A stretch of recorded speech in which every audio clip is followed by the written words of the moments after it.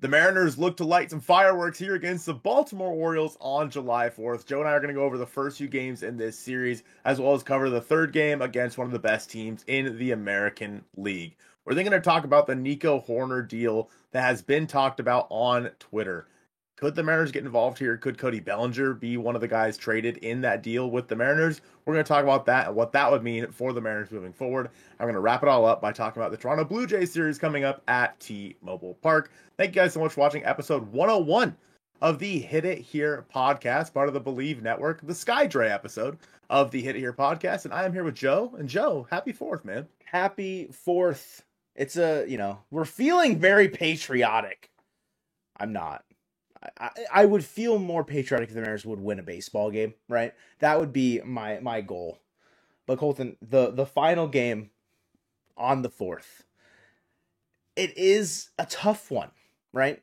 Bryce Miller versus Corbin Burnes, not our dream matchup. Last year, Logan Gilbert, he threw a complete game shutout on the 4th, right? Or in or around the 4th. Was it? I think it was against the Giants. Against the Giants, yeah. The same day that Mike Ford went 4 for 4 and almost hit a triple in that game. On his birthday. On his birthday, yeah. Wow. Would you have bet on that? No. I would do it with BetOnline, though. Thank you to BetOnline for being a sponsor for the Hit It Here podcast. BetOnline is your number one source for all your sports betting needs this season. From baseball, golf, soccer, and even all the top fights in UFC, MMA, and boxing, every stat, every matchup, and even live odds and spreads while the games are being played, BetOnline has you covered. And when the game's over, head on over to the online casino and get in on a game of blackjack or poker, or unwind with one of the over 150 slots games to play. Head to the website today to get in on the action and use promo code BELIEVE, that's BLEAV, for your 50% free bet credit on your first deposit up to $250. BetOnline, the game starts here. So Colton, game 1, the Mariners got 2 hits, right? Yep. Those 2 hits, courtesy of Josh Rojas, the Mariners' only competent baseball player on the offensive side of things, I should say, in this game. Then he got pinch hit for late in the game as the lefty was on the mound, and Cionel Perez, Dylan Moore, promptly hits a weak fly ball somewhere, like to right field maybe? I can't remember. I blacked out. Yesterday's game filled me with so much rage. Game 1, George Kirby pitched his buttocks off, did as much as he could, except for in the 6th, or finishing out the 6th inning, 7th inning. 2 ground balls hit back up the middle with a runner on first base. Just can't get out of the inning. Polanco is positioned maybe more towards where a second baseman should be. I might say should be, with a runner on first base. I don't care about the analytics department for a moment. Put him near the bag. Put him closer up the middle. So that way a double play is turned and George Kirby gets out of that inning unscathed. Very easily, I feel like. Grayson Rodriguez continued to shove. It was just an anemic offense in game 1. It's more of the same, Colton. One of the worst, I think, iterations of the Seattle Mariners offense we've seen all year. Again, 2 hits. They did walk 4 times and were hit by 2 pitches there in the 9th inning specifically. Against Craig Kimbrell, they had their chances. They did. Even though they only got 2 hits. Because of how good the pitching was for the Mariners in this game, they had their chances, and they didn't do anything with it. Yes, I thought that Cal Raleigh hit a home run in the 9th inning and tied the game. Yes, I did. And then with runners on second and third base and Julio coming up to the plate, I really thought he was going to get a base knock to tie the game, because it just would have been so 2024 Mariners. It really would have been. Unfortunately, they were not able to come through and make that happen on the July 2nd baseball game, and we all went to bed angry that night. Angry that this is the team that we're watching right now. It is so painfully bad, it's hard to fathom that this is sustainable, that they could be this bad. But here we are, we're 2 or 3 weeks in, and they're still this bad, Joe. I don't want to talk about game 1 anymore. Tell me about game 2. Well, it's Logan Gilbert on the mound, and the Mariners offense made Dean Kramer look like a stud. Once again, another starting pitcher who the Mariners seemingly should be able to get to. 5 innings, 2 hits, no earned, 2 walks, 8 strikeouts for Dean Kramer in his first start since May 20th. The Mariners' offense is bad. 5 hits on 1 run. the home run from Cal, right-handed Cal, bless his heart, trying to get something going, maybe. A lot of seemed like leadoff hits to start an inning, and then nothing else afterwards. Jorge Polanco got a hit in this game, but the first two at-bats where he struck out on splitters in the same spot, basically, not good. But he gets a hit on that same pitch later on, so like, sure, he made an adjustment. That's great. Just, I don't know, man. Logan Gilbert goes 5 1/3, gives up 6 hits, 4 earned, 3 walks, 6 Ks. The third inning was a big one for Baltimore. He walks Adley and then a double, another like 3 2-out hits, and 3 runs would be enough. But Ryan O'Hearn tags Logan Gilbert later in the 5th inning. Home run. Could not get Ryan O'Hearn out. They've done a great job at keeping Gunnar Henderson in check. But even then, it's just there's more to the lineup than just Gunnar. Whereas the Mariners, there's not a whole lot to the lineup right now. Garver checked in with a hit. Great to see that he's healthy enough to pinch it. But yeah, I don't know. Game 3, we'll see how it goes. I mentioned it earlier, Colton. Game 3, July 4th. Happy 4th. You said we needed some fireworks. It's going to take a lot to get to Corbin Burnes. In his start earlier in the year against the Mariners, in Baltimore, mind you, pre him having twins, the anti-dad buff maybe is coming into play now for Corbin Burnes. He went 6 innings and struck out 11 in his start earlier in the year against the Mariners. It's almost inevitable striking out double digits against Corbin Burnes. You've got Bryce Miller opposite him on the mound. Miller in his start earlier in the year against Baltimore did not have his best because it's Baltimore. He went 5 1/3, gave up 6 hits, 4 earned runs. It's not awful, but it's not great. That's probably, especially with Corbin Burnes opposite you, that's a loss. Like, you're not going to be able to put up that many runs against Burnes, given that you put up 0 against Grayson Rodriguez in the first game in the bullpen, and it's just, this offense just looks futile. Like, there's no point in playing the game. Just walk out there, exchange lineup cards, sing the national anthem, set off some fireworks, give Corbin Burnes the W, and go home. And prepare for Toronto to come to town. Because I don't have any faith as I'm sitting here right now. I have more faith in the fact that my hat will sit on my head than I do in the Mariners offense. And you should see how my hat looks right now. I know you can't, Colton, but man, oh man. It's just, I don't know if sitting in first place, I don't want to say feels worse, because that's a ridiculous thing to say, but I don't think I've ever felt this bad, like, being in first place. Yeah, I mean, it's very, very clear when you look at the offenses you're facing, they're better. And we can blame it on a million different things. The fact of the matter is there is no one answer as to why the Seattle Mariners offense is so bad. There's no one answer. You can say, oh my goodness, I can't believe Scott Service is such a bad manager. It's his fault. Blame it on the front office. Blame it on whoever you want. The fact of the matter is, died for this? Yeah, what? The fact of the matter is, Jorge Polanco has never been this bad. Mitch Garver has never been this bad. Julio has never been this bad. There is no explaining why every single player on your offense is bad right now, but it doesn't matter. You need to go out there and fix it. And we have heard, Joe, recently that the Mariners and Nico Hoerner make a lot of sense. I believe it was Morosi who said that Yapper. That is a team that could, the Yapper, a team that makes a lot of sense to go out there and get Nico Hoerner. It shouldn't take a whole lot, Joe. And it kind of got me thinking about the idea of trading for Cody Bellinger as well, a guy that made a lot of sense for the Mariners in the offseason, a guy that makes a lot of sense right now for this team because their offense is putrid. Adding both Hoerner and Bellinger, I think, would go a long way in fixing that. The thing that I have not like trouble in envisioning Nico Hoerner as a Seattle Mariner is he's not free agent until 2027. So, like, does that create a weird, like, gap, or not gap? That's not the right word. Like, does that prevent you from allowing Cole Young to take his spot? I don't think so. Like, to take over second base, like, you could trade Hoerner in the offseason if you felt Cole Young was ready and potentially going to be better. Bellinger, I think, is a more interesting one because, sure, as much as, like, the fit goes, Hoerner, I think, makes more sense given, like, the team composition. I think you've got 2 Cody Bellingers, like prototype Cody Bellingers. Maybe not the final version, but, like, pre DLC Cody Bellingers in Luke Raley and Dom Canzone. Lefty bats that can maybe play first base in the outfield. You know what I mean? Like they are Cody Bellinger light, if that makes sense. Sure, a lot of the things don't really play the same way. Like there's certain like walk percentages and strikeout percentages that probably vary quite a bit there, which is what the DLC then adds on to Cody Bellinger, if that makes sense. You know how many people aren't going to know what DLC is? Downloadable content. All right, they're adding on parts and machinery to make Cody Bellinger a better player than Luke Raley and Dom Canzone, a more completed player. He's adding tools to them because I feel like they play a similar role. And sure, Bellinger plays it better than probably both of them, and that's where the upgrade happens.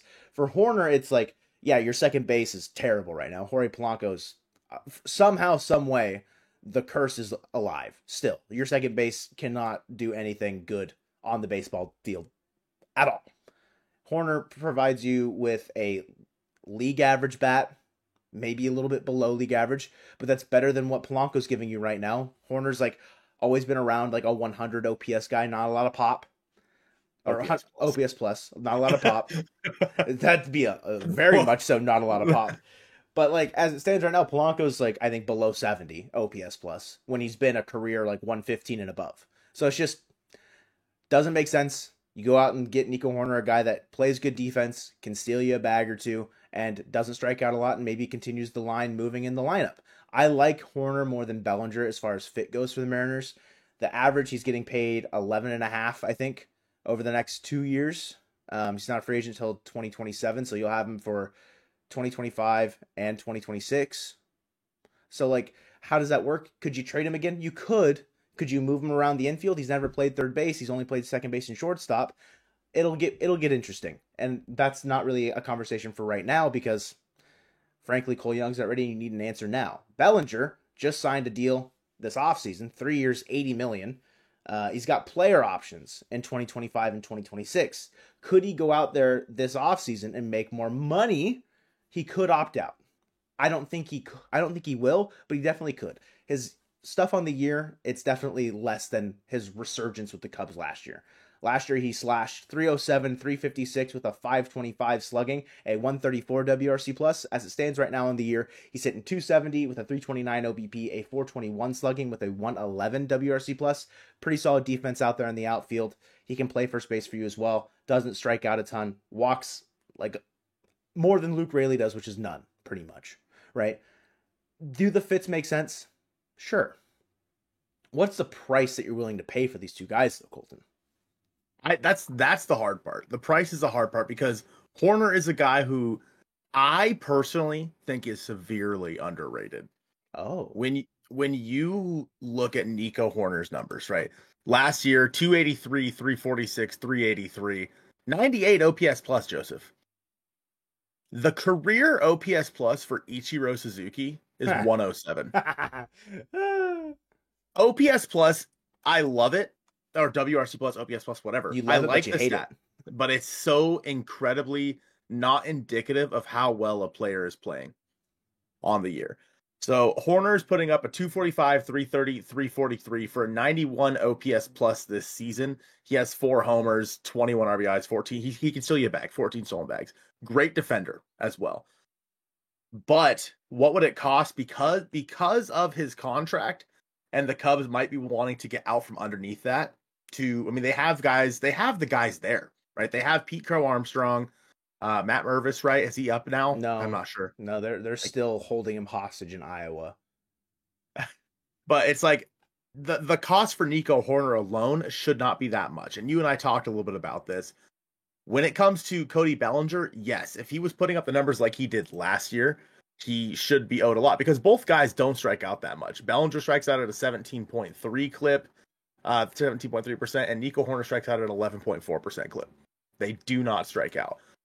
There are only a few guys in the major leagues that I think have like Luis Arraez is a guy who is very similar to Nico Hoerner in my opinion. Mm-hmm. Maybe not as great defensively, but with the bat, again, guys like Ichiro, for example. They should be valued higher than they actually are, but their numbers just don't necessarily show that on their baseball reference page. For Cody Bellinger, because of the possibility that he could opt out after this season, I'm not willing to give up a lot for him because A, he could opt out after the season, and B, if he doesn't, you're gonna have to pay him $27 million next year. I'm not willing to give up that much in terms of prospect capital for even both of these guys. I don't remember exactly what you and I said. What was your trade for Nico Horner in a video that hasn't come out yet? I would hover around for Horner. They're probably looking for a top 10, between like 10 and 15, I would say. And then like a supplementary piece at the major league level. It could be like a Leo Rivas to go play second base if you need him to. Or I don't think the Mariners would want to part ways with Samad Taylor. I feel like they probably value him more than Leo Rivas. But that could be someone that makes sense, is a guy that doesn't really have a spot for the Mariners because Ryan Bliss is there. Like a 10 to 15 range prospect, and Leo Rivas probably gets it done for Horner pretty safely. And then on top, adding something for Bellinger, like they are probably going to ask for someone in your top 10. Would I go as high as any of the top 5? No, probably not. I would be okay with giving up like a Michael Arroyo in that situation, but I wouldn't want to give up like either Pete or Arroyo in this trade. I'm probably okay with, but that's still probably asking, I don't want to say too much, but I don't think it needs to be that high. It's just probably what the Cubs are looking for, given what they know that they have. Because I feel like in terms of this trade, as the Cubs and Mariners sit as trade partners, I feel like the Cubs have more of the leverage. They've got the pieces that the Mariners need, whereas do the Cubs really need the prospect capital? Not fully. Like, they could go get it elsewhere. Whereas, what second baseman are the Mariners going to go out and trade for to fill Jorge Polanco's shoes this year? Is there really someone out there that exists on a team that is in a selling position? I don't think it's much I don't think you're going to find much better than Nico Horner. Again, I agree with you. I think Horner's pretty underrated as far as like what he provides you, but I don't think it's going to cost a ton. Are you willing, then, Joe? Let me ask you 2 questions. Are you willing to give up Dominic Canzone in this trade? I feel like it makes sense. He's, I mentioned him being the Cody Bellinger light. I don't think that he has a spot on this team if you go out and get Bellinger for 2024. Could you option him and send him down? Yeah, because he's got that available for you. And hold on to him, say Bellinger does opt out. Okay, great. You have Dom Canzone with more at-bat experience coming into next year. Maybe he grows as a player. Could I trade him in this and be okay with it? Of course. I don't think that I'm going to be super worried about it because you've got Luke Raley out there in left, you've got Julio in center, and you've got Bellinger in right. And then beyond that, like for next year, I think there's ways to fill it out if you really needed to. Right, because when it comes to the Cubs, I don't think they're all that far away. No. But I think that they don't have the money right now with certain contracts that they have to go out there and play in the high ends of the market this offseason. And I think that that's what they would like to be able to do that. Because we heard, obviously, that they had been in on, like, maybe even Shohei Ohtani in last offseason. They instead went out and got Bellinger. He hasn't had an amazing year. If he was on the Mariners offense, he'd be the best player by far. Yes. It wouldn't even be close. But I think that a trade of Dominic Canzone makes sense. If I'm the Cubs, my second question, I guess, if the Cubs are willing to pay down some of that contract for Bellinger and maybe even Horner, what are you willing to give up in return? Are you willing to give up exponentially more? It definitely, or are you still in the same spot? It increases the prospect capital for sure. Whether in quality or quantity, it definitely increases it. If they pay down, say, like, it gets weird because I don't know how contracts work with player options and how much they could pay down for it. I really don't know how that works. Like if if Bellinger opts into a player contract for next year and the Mariners are only on the hook for $7 million of it instead of 20, that's huge for the Mariners going forward. But do the Cubs want that in terms of like how you're saying they want to maybe go out there and retool and be big players in certain markets? Do I think they're in the Juan Soto sweepstakes? Probably not, but they could be. I feel like you have to say yes to does them making the impact on your team's payroll like help? Like, yeah, of course it increases what you're going to give back to them. I feel like then that's the Ty Pete. Like, I don't think I want to go higher than Ty Pete. And I don't think Johnny Farmelo really makes sense to trade given a torn ACL. I feel like he's it's not like a damaged goods situation. He was playing very well in Modesto and was a top draft pick for a reason. He's the number 6 prospect in the Mariners system for a reason. But trading him right now if you're the Seattle Mariners, I don't think makes a lot of sense. And I don't think it really makes sense for a team to want to go out and acquire him because you don't know what he's going to look like post injury kind of a situation. Mhm. So Ty Pete would probably be my highest. There are guys in there that I don't think make sense for the Cubs either, though. Like, you're not going to trade them Tyler Locklear. I don't think that makes a lot of sense. Like, Ty Pete, Michael Arroyo, does Jonathan Clase make sense? Depends on how much they unload their roster as far as outfield depth is concerned. Like, they've got in left, Ian Happ, center, PCA, in right, it's Seiya Suzuki, Cody Bellinger, Mike Talkman. Like, one of those guys has to DH, but then where do you put Christopher Morel? Is he playing decent enough, like, third base defense? If you trade them Dom Canzone, how does that work? I think it depends on other moves that they make ultimately. But yeah, if they pay down some of the contract, I'll happily give them a little bit more prospect capital. But it's still not going to be, I feel like, as much as like to the Blue Jays for Guerrero kind of a thing. Yeah, I'm not willing to give up any one of the top five, same as you. Even if they paid it down and you were still getting both Nico and Cody Bellinger, I'm still not willing to give them anybody in the top five because with the possibility that Bellinger opts out, with Nico Horner making a decent chunk of change, there are just too many. I don't want to say impediments here because there's a chance that Bellinger doesn't opt out this year because I mean, again, he's making what $25-ish million next year. Like that'd be hard to opt out of when he's coming off of a year where he has not been stellar by any means, unless he just doesn't want to play for the Mariners. In which case, then he probably opts out. Maybe takes a longer term deal with lower AAV somewhere else. But he's a Boris client, so probably not. Hasn't I learned his think, lesson yet. yeah. I think that overall, this trade specifically for Horner and for Bellinger is the most fascinating one that could, and probably won't, but could come to fruition at some point this trade deadline for any team, not just the Mariners, but for any team, simply because of the contract situations with Bellinger and then how good but how underrated Nico Horner is as well, possibly throughout the entire league. So I'll be really interested to see if anything comes of that. But that brings us to the Blue Jays series, Joe. A series against a team, the Blue Jays, who you just mentioned, might want to trade Vladimir Guerrero Jr., might hold on to him, etc. They just put Jordan Romano on the IL. He's going to be out like 6 weeks or something like that. So this is a Blue Jays team that's fighting for their lives right now, Joe, in the American League playoff race. And they're not going to be an easy test for the Mariners.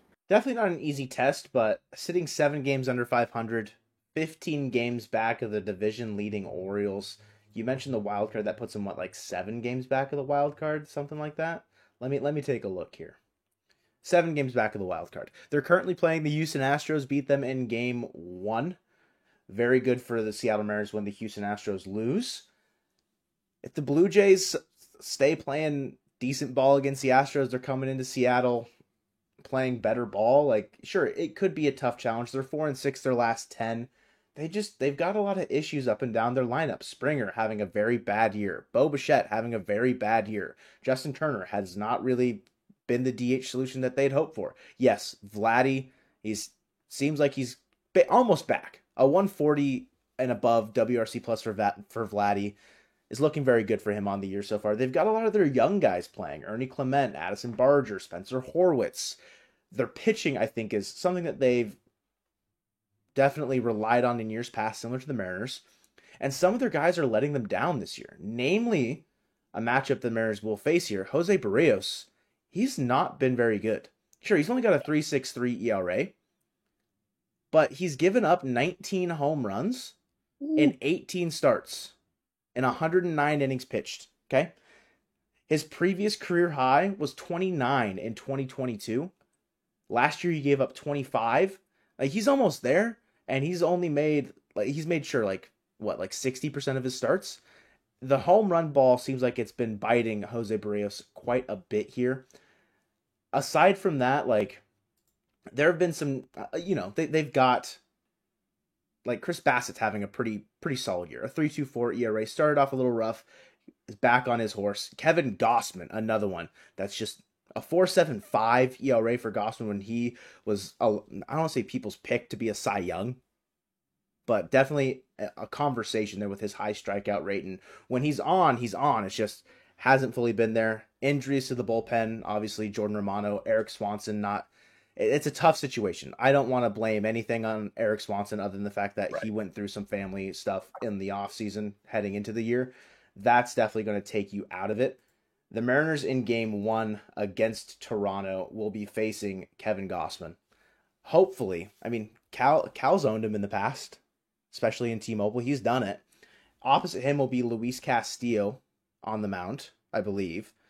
That is Woo or Castillo, yeah. That is what is listed on Fangraphs roster resource as it stands right now. Let me just nothing's been announced on MLB.com. Okay, yeah. So Gilbert Miller, looking at would be Woo's spot, but there was the off day, which again would put Luis in there on his normal rest again. On his normal rest, which I think makes sense. And then you have Jonathan Diaz start either game 2 or probably have to be game 2 since you didn't get an off day, or Emerson Hancock. Regardless, game 1 is Gausman versus Castillo.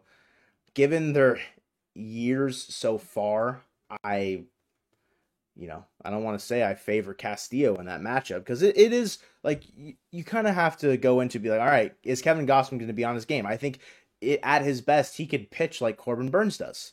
And earlier in this podcast, talking about what Burnes on July 4th can do to the Mariners, it's scary. What Gausman can do on any given day to any team is scary.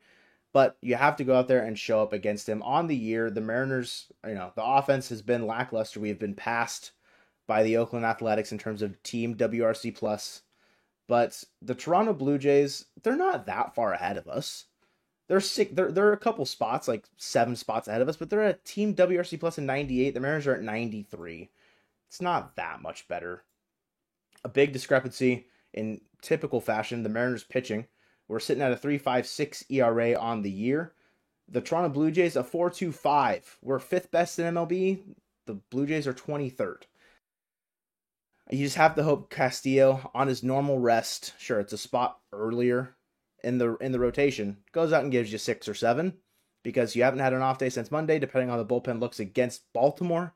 It could be a bit taxed, especially, maybe some festivities happen Thursday night with the 4th. You never know.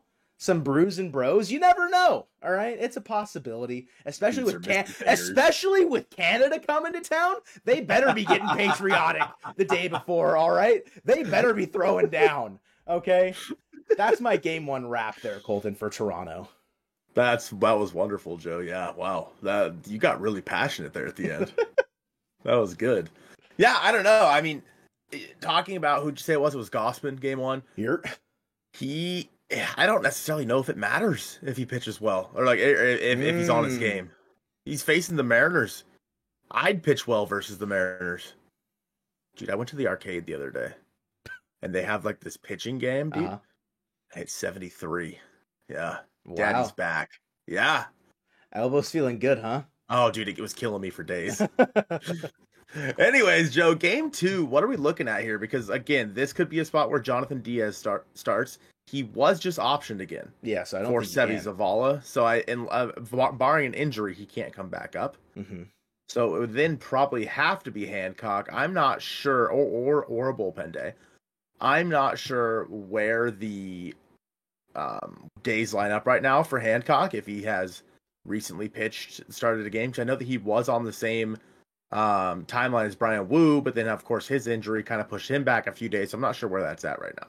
Let me take a look real quick. Opposite him will be Yariel Rodriguez, international free agent signing this offseason that the Blue Jays have intermittently used. It seems like he's now finally, not to say finally, but he's getting an opportunity to kind of like step into a larger role as far as this team is concerned. And whether that's because injuries or whatever, like obviously Alek Manoah has not been good. His the gas pressure or tire pressure or whatever, like Ricky Tiedeman's also not been good. So like Yariel Rodriguez, he's got limited action, but he is opposite maybe Emerson Hancock, who last pitched, I think it's June 29th. Yeah, June 29th. Has made a start since that June 19th day. Went 5 1/3, gave up 5 hits, walked 3 batters, 2 strikeouts. So that puts him at what? I think regular rest if he were to pitch on Saturday, and I think that's what they have to do. I don't see another way around it, because like, who else do they have down there that can come up and pitch? Casey Lawrence? No, it's going to be Emerson Hancock. Lawrence Probably is gone, I think, isn't he? I have no idea. Doesn't matter. He's bad. Yeah, Emerson Hancock opposite Yariel Rodriguez. Y-Rod, as they're calling him. A 4.44 ERA in 24 and a third innings pitched. Has walked a decent amount of batters. Got a 5.18 walks per 9. Walked 14 batters in those 24 innings. So if he's a little wild, maybe the Mariners can use that to their advantage and get him out early and get to a Blue Jays bullpen that's definitely not where they expected it to be. Chad Green is closing out games for them. Nate Pearson's in there. Trevor Richards, like Genesis Cabrera. Their names. Bowden Francis or Bowden. I don't know if it's Bowden or Bowden. He started a couple games for them this year as well. So there's a couple names in there, but it's nothing, I think, as intimidating as maybe in years past, given Romano and Swanson's situations this year. It's a game where you're hoping you've won game 1 with Castillo on the bump, and he's gone decent length, so that way if Hancock can only get you 5, that's all you need him to do. You need to win this series. You need to. Like, it is the last series of the first half at home. Mm-hmm. You got to end it on a high note, because going into the Padres and going to see Los Angeles Angels at Disneyland before going into the All-Star break, these guys need to leave a good taste in the mouths of Mariners fans at home. And I think that all kind of culminates, Joe, with Game 3 on Sunday before the off day on Monday, in which case you probably have Kirby going, right? It'll be in that George game. Kirby versus Jose Barrios. You want to take advantage of Jose Barrios. Like you said, he has been bad. Hopefully the ball's flying a little bit. It's going to be hot.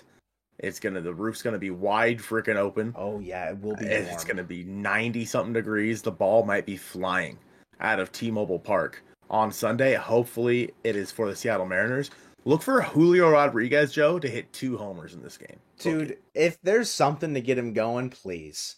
I'm begging. And also, get George Kirby some run support. Not just, I guess maybe not just George. Get any Mariners pitcher run support. Yeah. But he pitched his heart out, I think, against the Orioles in that first game. I want to liken it to his complete game loss last year on Felix Day.